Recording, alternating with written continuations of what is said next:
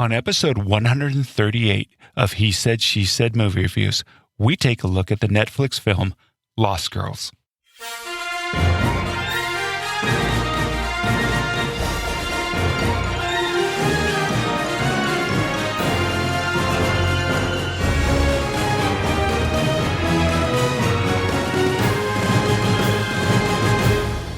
Welcome to He Said, She Said Movie Reviews.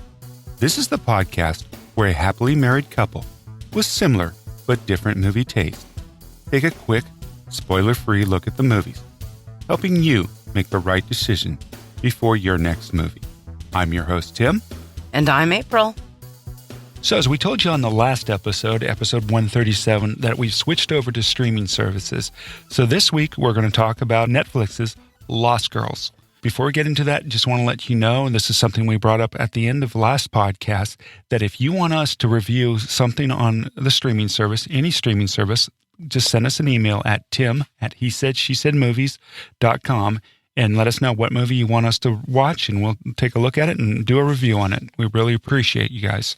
So, Lost Girls. I give this movie 3.5 stars. How about you, April? I give it a 4. All right.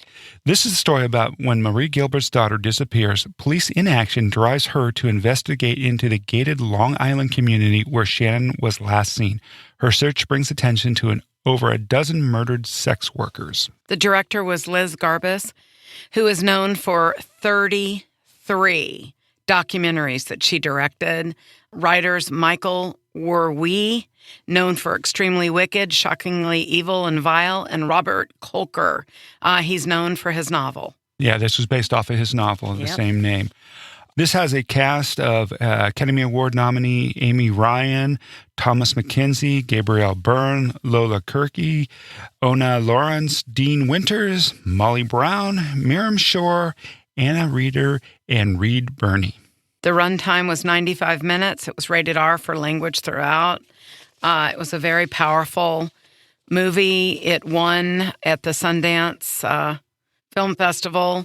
I want to start out by saying that the main character, the actress that was amazing and who led this movie was Amy Ryan. She was nominated for Academy Award Best Supporting Actress for Gone Baby Gone. She was amazing, flat out. So was this cast. The way I feel about this, felt like a little bit of a documentary, but what I loved is it shed some light on an important issue.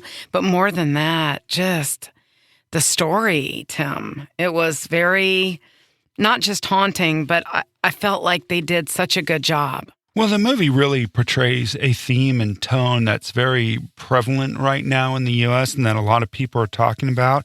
It was driving home that there's a class system in the U.S. on how the police respond and how much effort they put into based on the class of the victim of the crime, right? So, it was very, as April said, it was very well acted. I mean, Amy Ryan was very believable as the mother. Direction was great.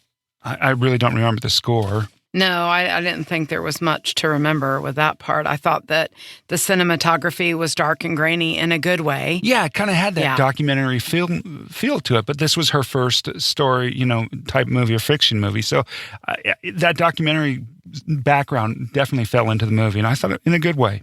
Yeah. I thought that the production design, everywhere they filmed was fine. There were no special effects. Yeah, none to speak of. So editing really wasn't noticeable in this movie. Mm-mm. What do you think of pace? I think it moved along really well, and I thought the dialogue was really good. It was believable. Yeah, too. Once again, it comes off of a book, so the dialogue should have been fairly decent. Listen, I really enjoyed this movie. It's a tough subject matter. A mother with 3 daughters, one of them a sex worker, and with 2 younger daughters trying to make ends meet, a single mother and such. Right. And then her daughter goes missing, and it seems that it just turned her life on end. And this is based off of a true story. This is something, a real unsolved murder that's still going on and still being investigated. Right. She stepped up, the mom. The disappearance of her daughter, she just stood up and she became a leader and used her voice. And I thought the whole thing was exceptionally sad, but important and good to see. So yeah, I'll leave it there. For a real life story, she certainly had had a good story arc for her character. So. Yeah, I thought so. And I thought not just the relationships within the family, Tim, but how the other families bonded. Also to kind of get a look into the relationship between certain police officers and victims' families. And this had a pretty decent cast in it. You know, people like Gabriel, Byrne, and Birney, who played the doctor. They did good. Yeah, they did really good. So this is a movie I would see, and it was just dropped. So please go to Netflix and see it. Yeah, absolutely. So 3.5 stars from me, 4 stars from April. It's a movie that will get to you a little bit. So yeah, it will. All right, everybody. We'll see you on the sofa. Yeah, thanks a lot, and see you on the sofa.